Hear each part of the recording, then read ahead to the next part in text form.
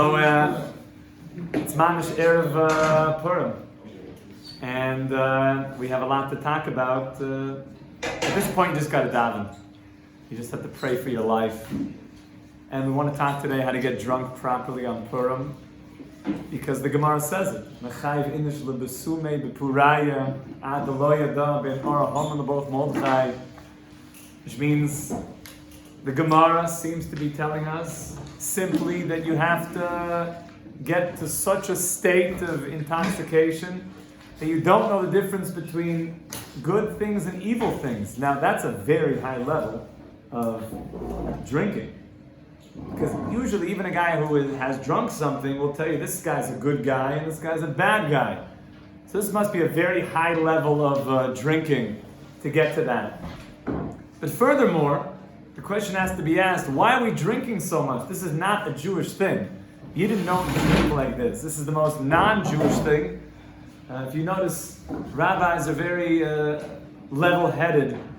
Generally, we are totally into the mind, using one's brain. That's like the pride of the Jewish way. It's being sensible, logical, straightforward. To think in a rational way, and all of a sudden we're being asked to drink to such a degree that we seem to lose our logic. And furthermore, we see that nothing really good comes of drinking. Just look in the Torah, the way that it's discussed what drinking is. We know that Noach, when he came out of the Teva, he should have planted wheat, and he planted grapes. Did it end well? No. And the daughters of Lot used wine to give to their father. It wasn't so, nice. Incest, to just say it simply. It's not exactly, not a good thing.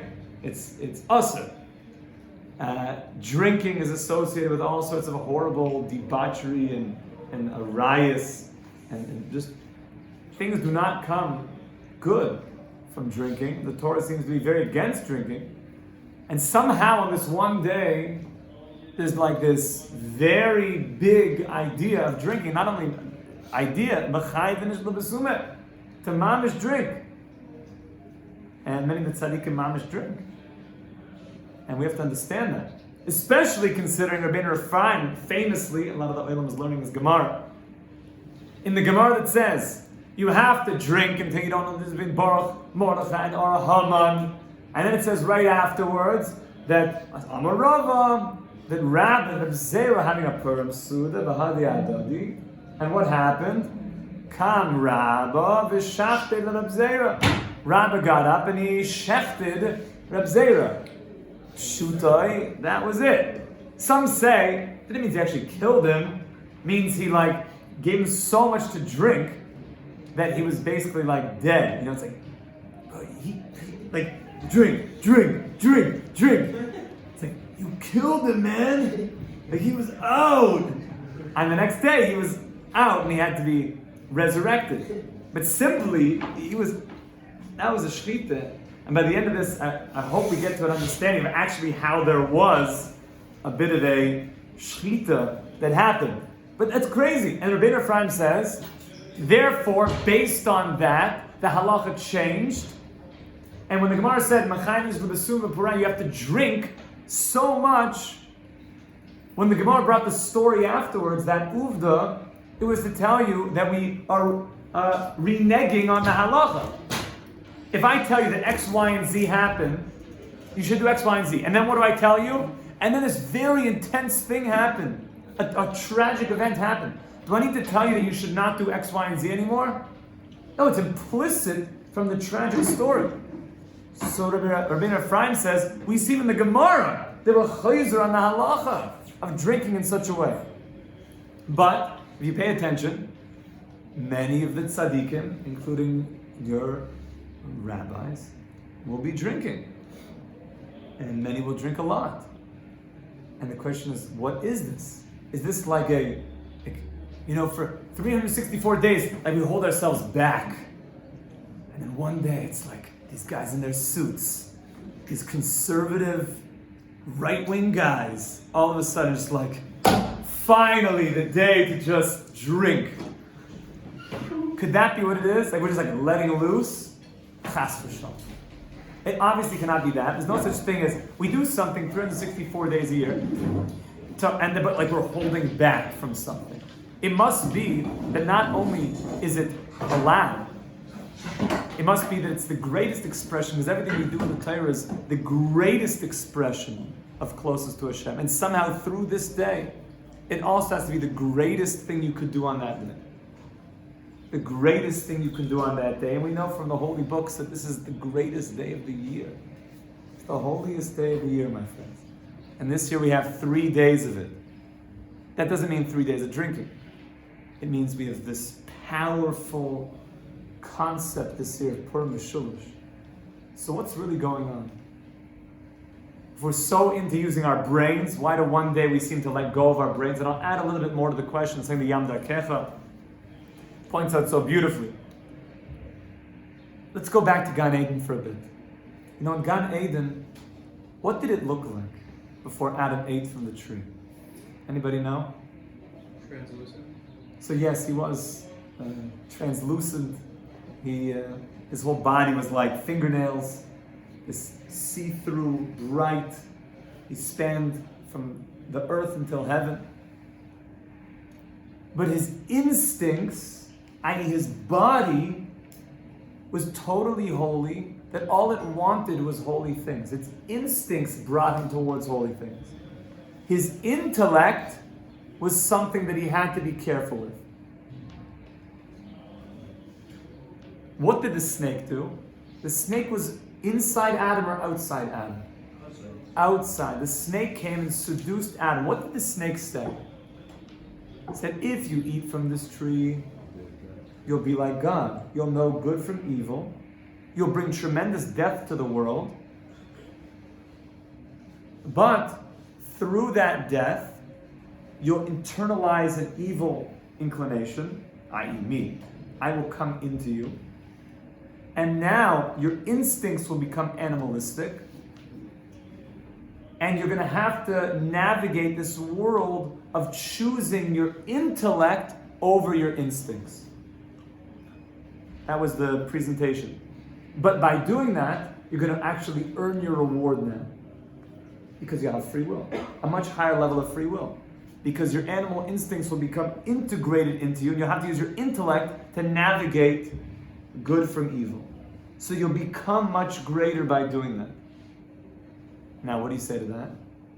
Not bad, right? The snake is like, Taka. Good point. He's making a good claim. What was the only problem? Hashem said, don't do that. It was a wink. Exactly.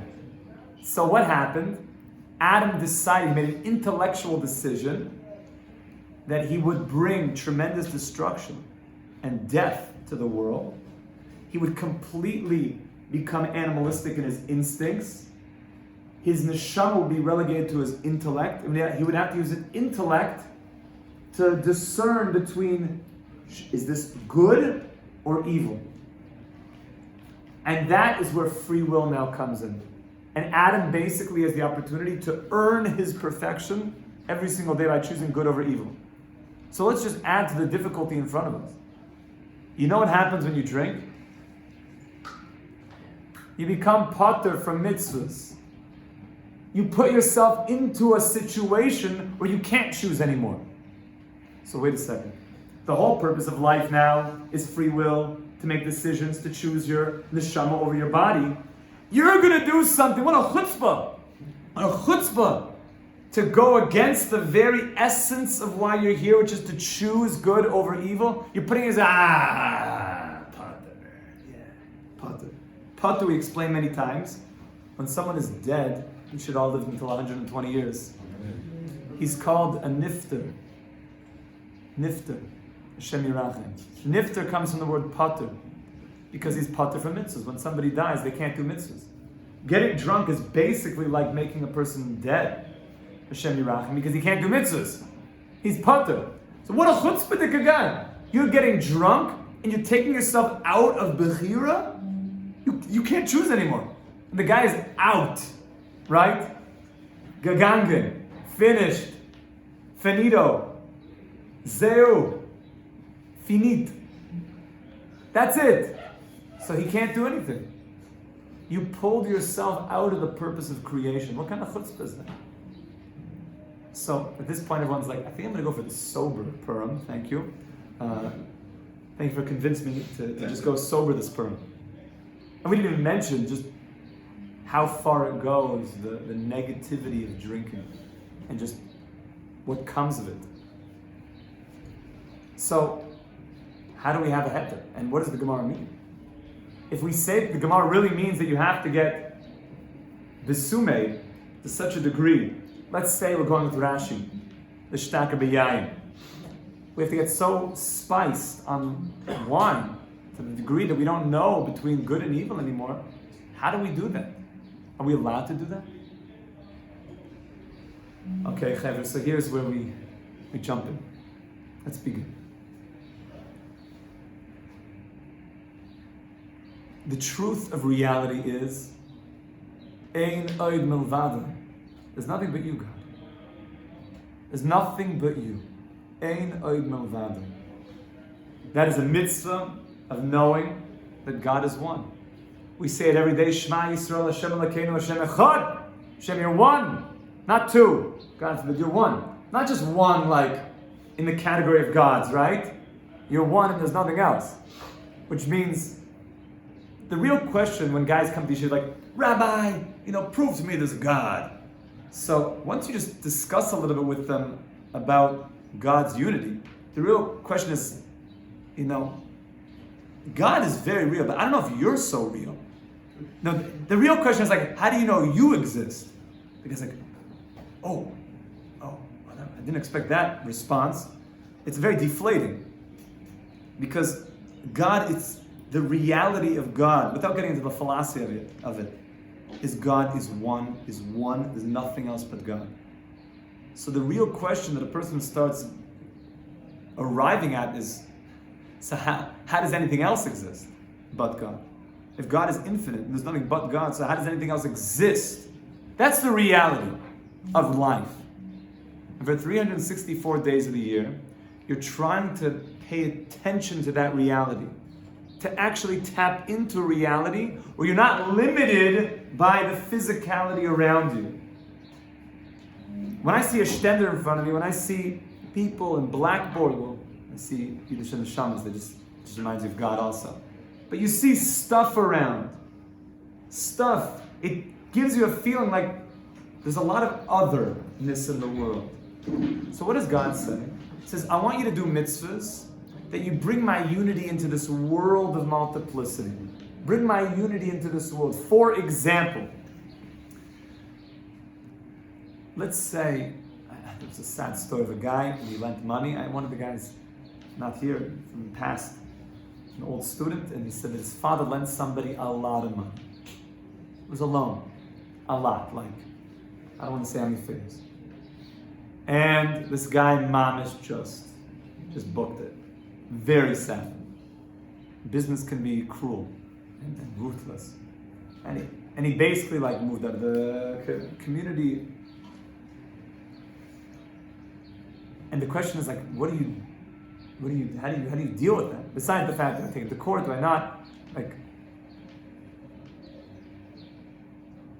what does that, you start thinking like, what does that mean? So, the Torah says, if you're mevater, you know what mevater means? Let go. If you let go of something, you'll never lose. You'll never lose. That's what the Torah says. You're mevater. Anyone who has kids, this comes up like 5 billion times a day. Your kids, when they go to cheder, within the kids. If a parent's like not being mevater, then they really need help. But the kids, it's like, you took the toy. But it's my toy. No, my toy. Just one of them be mevater. You can have. I know that you had it first, but you just give the toy. You be mevater. You won't lose. Usually we say, so we're giving you a sticker, a mevater sticker.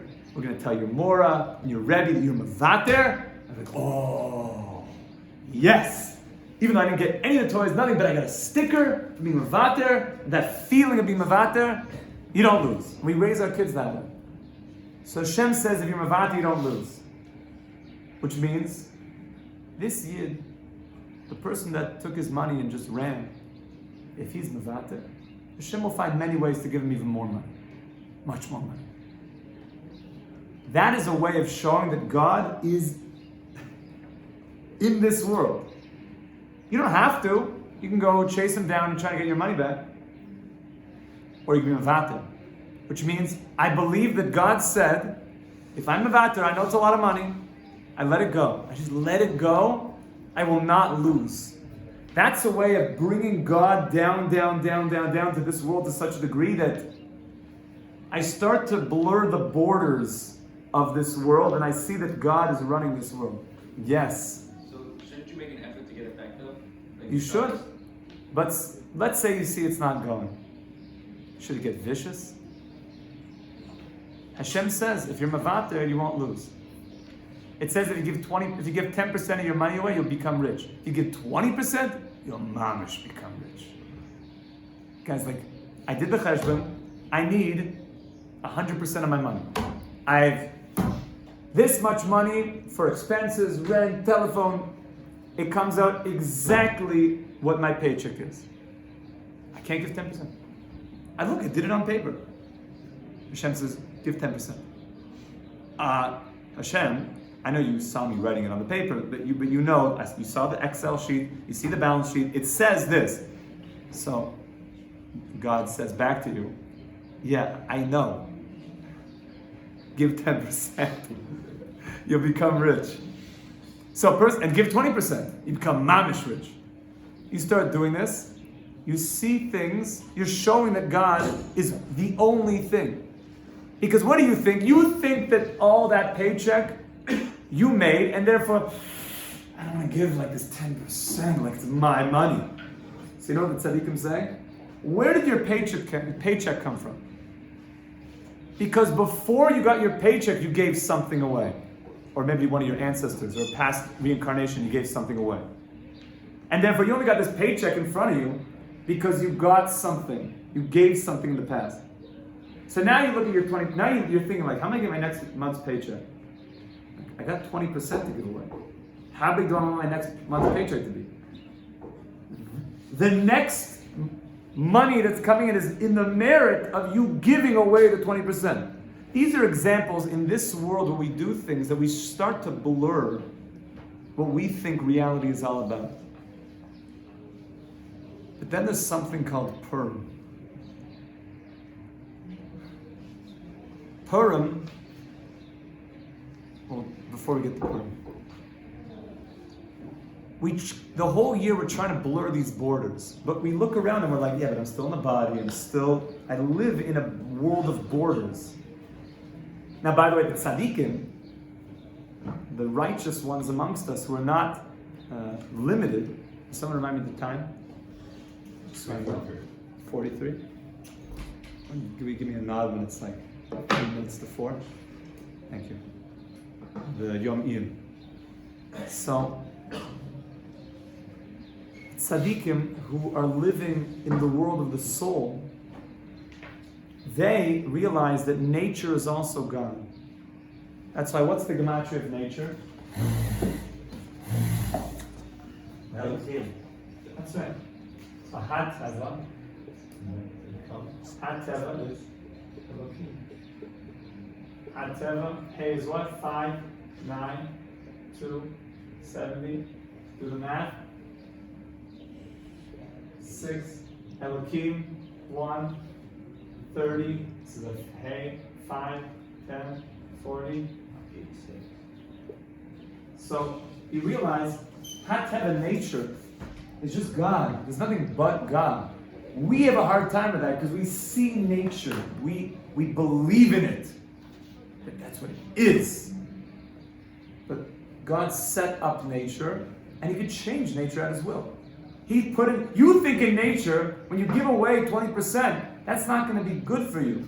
If you work only 6 days a week, you're going to make less money than the guy that works 7 days a week. But if you realize there's only God, and you follow his plan, are you going to lose? So the tzaddikim that live with this, even during the year, that's why they can do miracles. Nature seems to shift around them.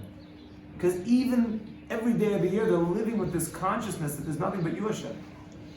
There's nothing but you. The borders start blurring. But Rabbi said, what happens on Purim? What happens on Purim is there's a light that's going to come down. It's already starting to descend. It says in Yud Aleph, Yud Beis, Yud Gimel, Yud Dalet, Tesvav, the Megillah is being read. A Megillah Nikres. It's like it's being read almost by itself. It sounds like in the Mishnah. There's some Megillah Meloshen Gilu. It's being revealed. There's a Megillah, there's a revelation that's starting to shine during these days right now. And on Purim, it's going to come in so powerful, a light of Ein Oid Malvado, that there's nothing but you, God. There's nothing but you. And you could start to feel that literally what I thought was nature starts to melt away. What I thought was me starts to totally melt away. What I think that I know, this is good, this is not good. Everything starts to dissolve back into God. Because is the snake really bad? Tool. You know, the Medrash says that when Hashem made the Yetzer Toiv, he said it's Toiv. Now when Hashem made the Yetzer Hara, Hinehi Toiv Me'oid, it's very good. Very good? Haman? Baruch Haman? Are you sure that that's what you're supposed to say on Purim? Yeah, it says right there in the Gemara. Baruch Haman. That a person starts dissolving everything back into God. In the language of Kabbalah, you get to Ad Lo Yada. We were explaining in Tanya that Das means I'm connected, my intellect to my emotions, which means I'm very connected to what I know and I feel it.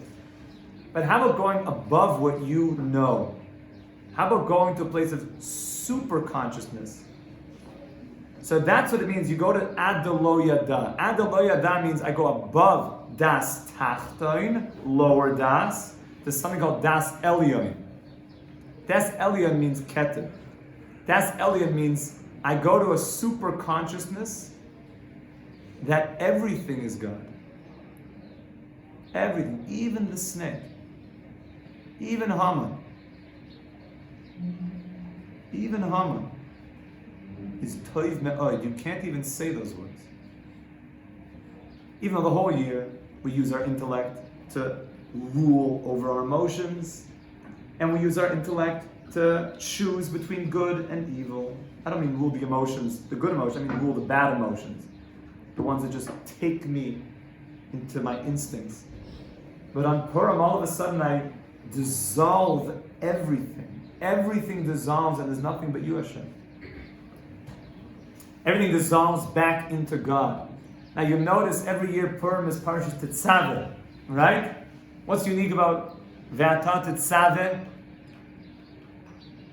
Something is very strangely missing from the parsha, if you didn't notice.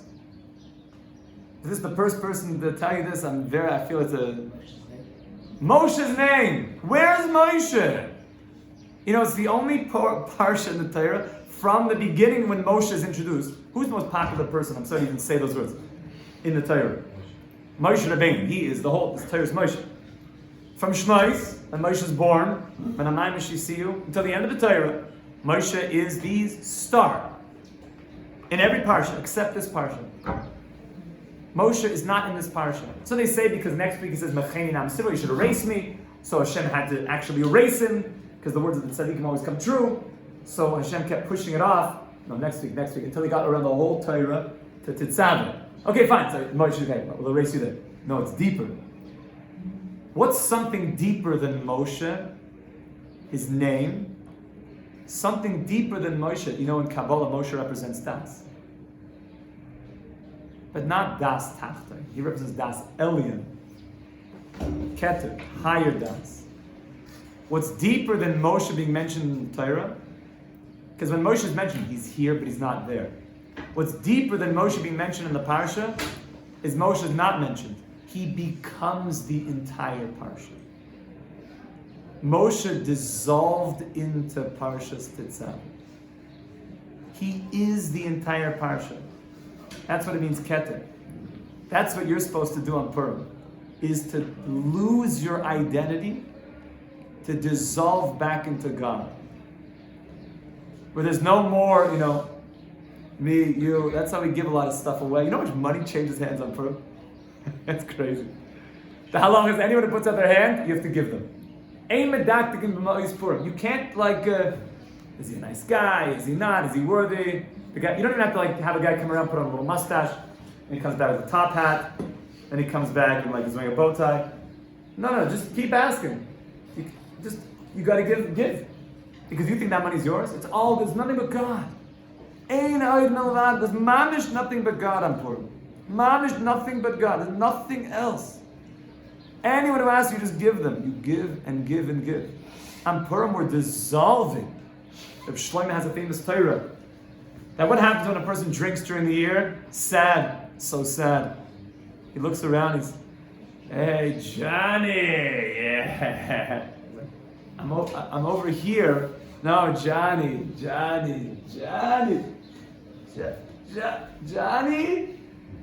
No, Johnny! What happens? One guy turns into 10 Johnnies. Right? That's what happens on Purim. One turns into 10.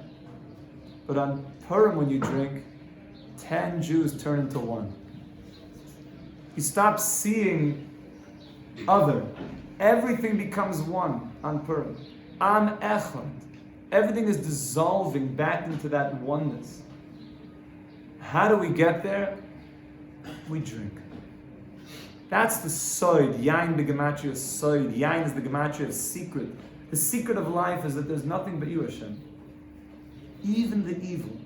Like the Rosh Yeshiva said, on Purim you should take all the things that you're struggling with, all the things that are going wrong in your life, all the horrible, terrible things in your life, make a list of it and take a l'chaim to every one of them. L'chaim. And bummed out ankle. L'chaim. L'chaim. You don't have to tell everybody. On Purim, everything becomes one. Very practically, how do you do that?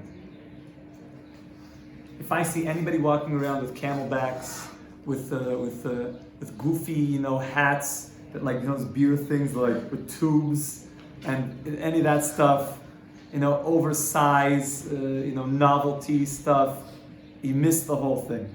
Because any of that stuff is I'm worshiping the novelty of it, and it's not about becoming one. It's about basically, the rabbis give us a heter to make a frat party. And the next thing is just, by the end of the night, guys are doing keg stands, and it becomes a thing. What is that? Or they used to have these things, people would open up beers with a key. They make 2 holes in it. What is it called? A shotgun? Yeah. Is that what it's called? Yeah. If only I knew Mishnayos. And you can drink a beer in a second. If that's what people think Purim is, then they mamish missed everything. Everything. They missed everything. Because that's not about becoming one. That's about just, that excuse of one day to let loose. Yeah. So how do you get ready to Purim? You get your cup of wine. I suggest wine. I suggest buy the best bottle you can afford. 1-2 bottles. Dry red wine. Sweet can upset the stomach, especially if you're eating. No Moscatos and stuff like that. Not a good idea. If you already got it, save it for Shabbos. Don't worry. Everyone's Red Bull had 3,000 shek to pee up, so it's already done. Don't worry. Wine doesn't go bad. Give it as mishloch manas to somebody. For the mitzvah of mishte, of mamish, the drinking of Purim, where you're going above your das, to your keter, where there's nothing but you, Hashem. The world you dissolve into God, dry red wine. If people have a trouble with red wine, and you can speak to me afterwards, sometimes then maybe you could use a yain sraf, a whiskey or something, but better not. And by the way, as a disclaimer, if there's anyone who's an alcoholic or recovering alcoholic, or they know that if they drink, they're just going to turn into like Chad the Master Bro and start cake standing and doing things that'll just be a debauchery. Do not drink.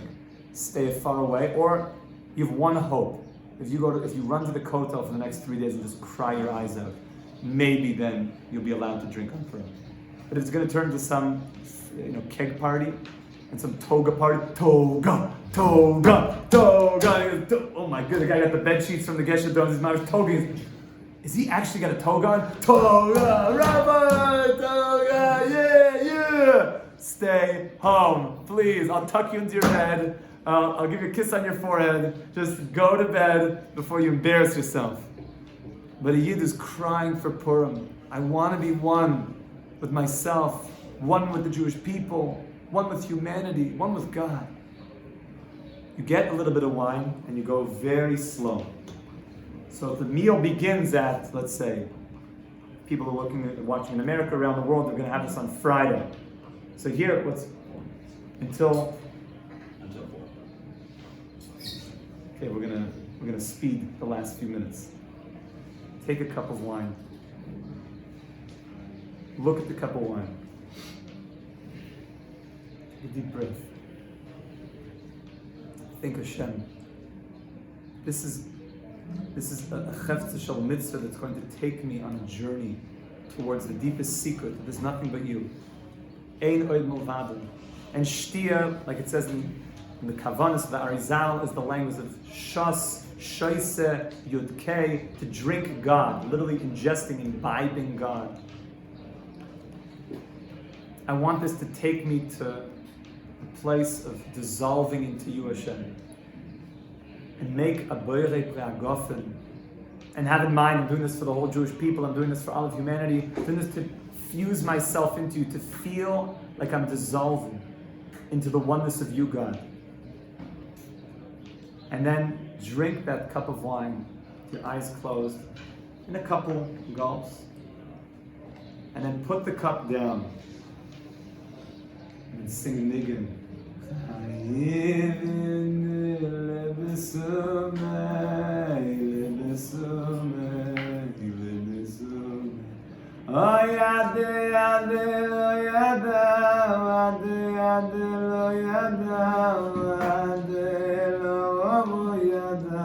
Now there will be a person at that moment that will say, "Hey, you want another? Oh, fill it up. You're not going. Let's go. Come on, not fast enough. It's going to be filling up. It's empty. It's too empty. The Chidah Kodesh, we already said, the Yetzer Hara dresses up as one of the guys every year. Watch out, he dresses up. He's amongst you. He's like, yo man, you want some good stuff? I have something for you. You want? Yeah, I got you. Don't worry. Watch out for the Yetzer Hara. He'll be dressed up. It's like obvious. The guy like, you know what I'm saying? Yeah. And he rolls in there with like, okay, we got work to do, boys. Let's get started. Let's get rolling. Okay. Afraid lechem Purim, Reb Yid. Now you have to drink in such a way that you're going to pull him into it also. But after that first cup, you just let it imbibe. Do not drink the next cup so fast. Wait, sing a nigun. Even 20 minutes, half an hour, 45. 1 cup of good wine. Good stuff. Get a Horkenes, get a Zach, get an Oragonas, get a nice bottle. 1 cup of that, of spicy good wine, you're vibing. Have some challah, have the rice, have a little bit of the fleischiks, have another cup of wine. Wait, a nigun. Get into the zone. Slow, like my Rebbe always says, the faster it goes in, the faster it comes out. Slow. And the whole time, Hashem, I just want to be one with you. I just want to be one with you, and you'll see yourself and feel yourself dissolving into the oneness of Hashem. That's the mitzvah of the drinking on Purim, to get drunk properly. Slow. Adaloya damamish. This is the secret of all of life. That there's nothing but you, Hashem. We should be Zoich HaMamish. There's so much more to say, but there's also so much more to drink. Because we have to. Unless you're an alcoholic, then stay away. But slowly. And go to a place, b'siyat d'shmaya, no shtick. be emes today. Be'emes, I just want you, Hashem. Be'emes. And I want to be one with everybody. The whole Jewish people, all of humanity, with you, Hashem, we should be Zech and Mamish, to get to the Darg of Adlo Yadah, and to see all the good of this world, that Hashem is Toiv Umeitiv, and He's only doing good and giving good. And we're Mamish making a L'chaim to Mordechai and to Haman, and we're making a L'chaim Bezrat Hashem this Purim to Mashiach Tzidkenu B'Mihir V'Yimenu. Amen.